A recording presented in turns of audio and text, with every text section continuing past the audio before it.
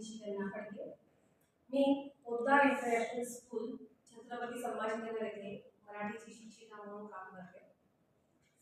विद्यार्थ्यांनो, आपण जेव्हा बाहेर जातो, तुम्ही आईवडिलांबरोबर जेव्हा बाहेर जाता तेव्हा तुम्ही गाडीमध्ये असता आणि ठराविक वेळानंतर तुमचे वडील गाडी थांबवतात, तेव्हा तुम्हाला काय दिसतं आजूबाजूला? तर तुम्हाला आजूबाजूला गर्दी दिसते, समोर तुम्हाला सिग्नल दिसतो। सिग्नल काय सांगतो तुम्हाला? थांबा। कुठला लाईट लागल्यावर तुम्ही थांबता? लाल लाईट लागल्यावर तुम्ही थांबता। मग हे थांबणं म्हणजे काय? त्याला म्हणतात विराम। मग हा विराम आपण कुठे कुठे वापरतो? आपण बोलताना विराम वापरतो, आपण लिहिताना वापरतो, किंवा आपण तुम्ही कुठे पळत गेला किंवा तुम्हाला कुठे थांबायचं असेल त्यालाही तुम्ही विराम असं म्हणता। मग व्याकरणामध्ये तुम्हाला लिहिताना काही चिन्ह वापरावी लागतात की वाक्याचा अर्थ तुम्हाला समजला पाहिजे, यासाठी त्या चिन्हांचा आपण उपयोग करतो। मग ह्या चिन्हांना काय म्हणतात? तर ह्या चिन्हांना म्हणतात विराम चिन्ह। विराम चिन्ह मध्ये आपल्याला विराम कुठे घ्यायचा, कधी घ्यायचा हे आपल्याला समजत असतं। इयत्ता 5वीला तुम्हाला 4 विराम चिन्हांचे प्रकार आहेत। एकूण व्याकरणामध्ये 9 विराम चिन्ह आहेत, पण 5वीला तुम्हाला 4 विराम चिन्ह आहेत। सगळ्यात पहिलं विराम चिन्ह आहे पूर्णविराम।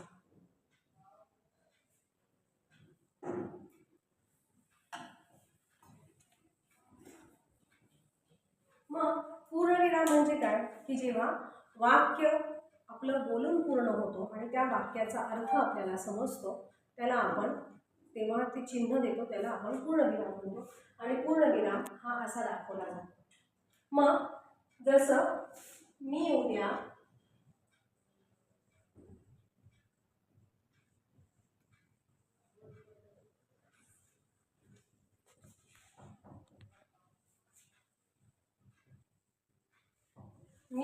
गावाला जाणार आहे, या वाक्यानंतर मी इथे हे चिन्ह दिलेलं आहे, याला म्हणतात पूर्णविराम।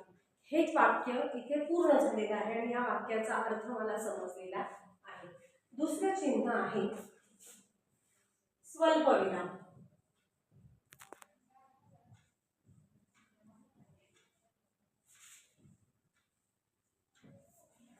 जेव्हा आपल्याला ठराविक वस्तूंची किंवा फळांची किंवा कुठल्याही एका विशिष्ट नावांची यादी द्यायची असते, किंवा आपण एखादं वाक्य बोलताना वेगवेगळ्या वस्तूंची किंवा मुलांची नावं जेव्हा आपल्याला बोलतो, तेव्हा आपण प्रत्येक नावानंतर काही क्षण थांबतो।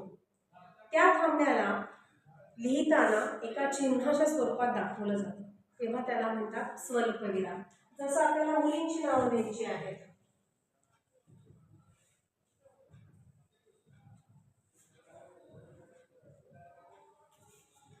आता ह्या 3 नावांमध्ये मी प्रत्येक ठिकाणी हे चिन्ह वापरलेलं आहे, ह्याला म्हणतात स्वल्पविराम।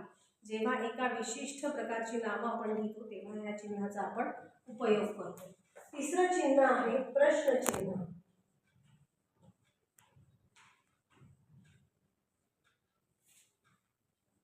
आता प्रश्नचिन्ह म्हणजे काय? की जेव्हा वाक्यामध्ये प्रश्न विचारलेला आहे हे तुम्हाला समजतं, तेव्हा त्या वाक्यानंतर हा चिन्ह लागतं।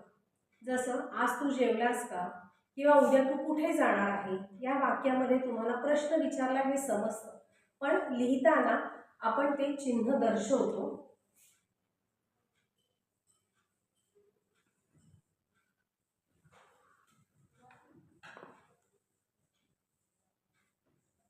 आता मी इथे प्रश्न वाक्य दिलेलं आहे, तुझे नाव काय? या वाक्यामध्ये तुम्हाला समजलेलं आहे की कुठला प्रश्न विचारलेला आहे, म्हणून वाक्याच्या शेवटी आपण इथे प्रश्नचिन्ह दिलेलं आहे।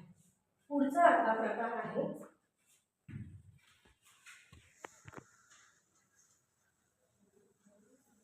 शेवटचा प्रकार आहे, पुढचा चौथा, उद्गारवाचक चिन्ह।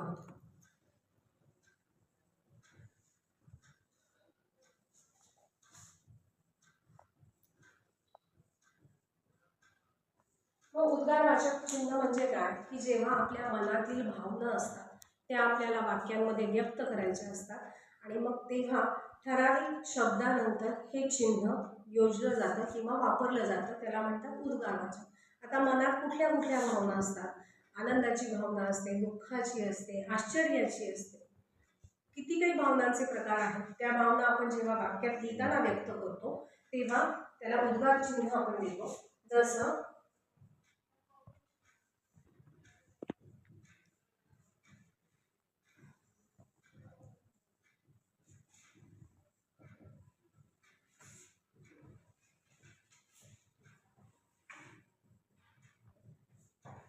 वाह, काय सुंदर चित्र आहे. मग वाह नंतर मी हे उद्गारवाचक चिन्ह दिलेलं आहे. तेव्हा ही माझ्या मनातील आश्चर्याची किंवा आनंदाची भावना झालेली आहे, म्हणून इथे आपण हे चिन्ह दिलेलं आहे.